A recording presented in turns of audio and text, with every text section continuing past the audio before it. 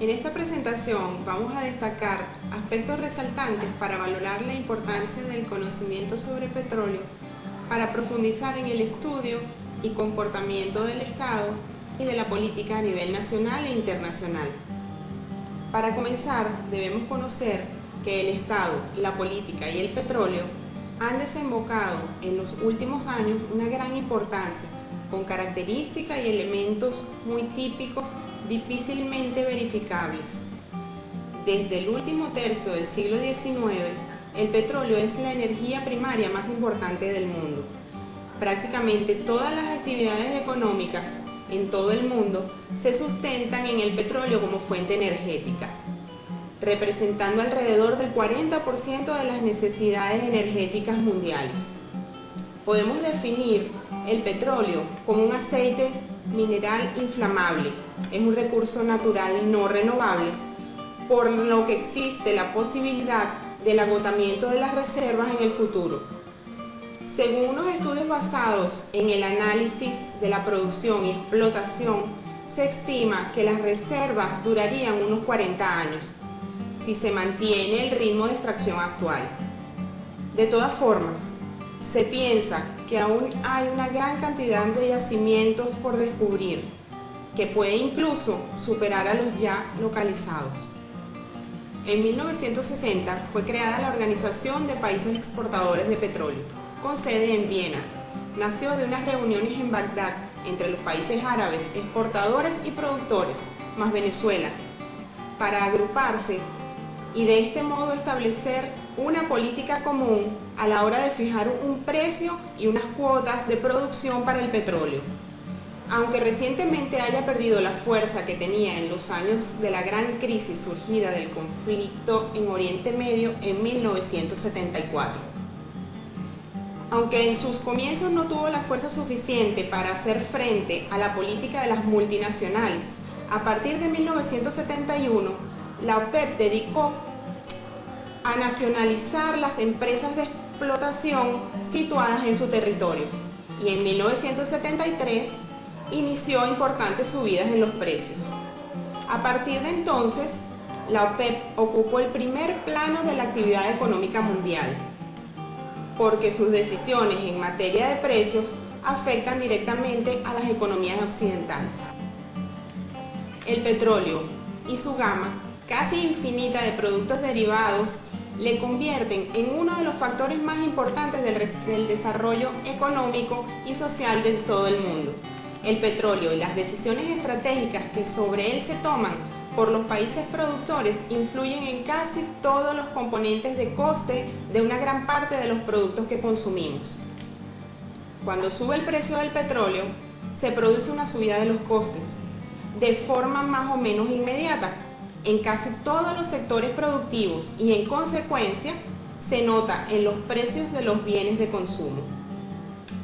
La extracción y producción del petróleo está en manos de unos pocos países productores y se controla por los denominados carteles OPEP, quienes con sus decisiones influyen en los distintos mercados en los que se fijan los precios mínimos del crudo.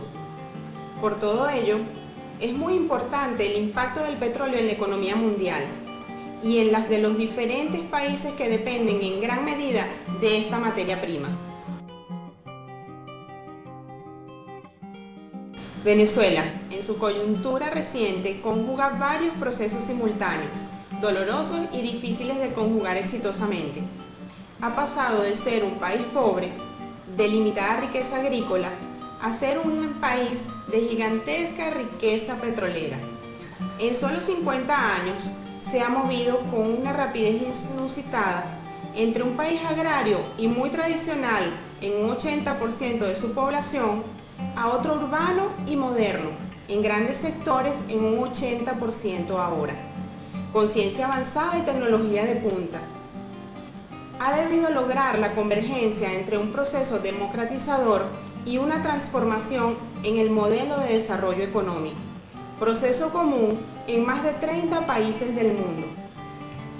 En economía, ha quedado enredada en un modelo rentista de Estado y en política en un modelo partidocrático, que recortaron sus alas para un vuelo modernizador con miras al nuevo milenio. Mencionando algunos factores que forman parte del mundo petrolero, nos encontramos la renta petrolera en lo económico, las grandes expectativas societales en lo social, la representatividad democrática a través de los partidos y las organizaciones en lo político y los valores nacionales y de igualdad y libertad en lo ético. Mencionando el factor económico, el caso Venezuela es un ejemplo. Aquí la gigantesca renta petrolera permitió por muchos años una buena inversión social y la expansión a cierto nivel de bienestar a muchos sectores de la población. Indujo a la vez un modelo de Estado hiperactivo, discrecional, muy centralista y visible. Condujo a un gigantismo de la administración, tanto la descentralizada como la central, con alto grado de ineficiencia y corrupción. En el factor social, los abundantes recursos del modelo económico rentista y el modelo de conciliación de intereses y conflictos adoptado por el régimen democrático de punto fijo permitió asignar al Estado venezolano un papel fundamental en el diseño y puesta en práctica de una política social constructiva. Dicha política social se canalizó a través de los partidos políticos y las organizaciones gremiales y sindicales, que sirvieron de correas de transmisión entre las necesidades y expectativas de la población y el Estado distribuidor y dadivoso. Por lo tanto, en el modelo que Venezuela había adoptado desde el Pacto de Punto Fijo, se había establecido una correspondencia estrecha entre democracia, política y desarrollo socioeconómico. Los abundantes recursos fiscales que se pensaba se mantendrían o irían en aumento ofrecían una base objetiva para asegurar que el régimen democrático garantizaría mayores niveles de bienestar a la población, sería eficiente y por lo mismo asegurarían su apoyo y confianza en el orden democrático donde se demostraría la legitimidad.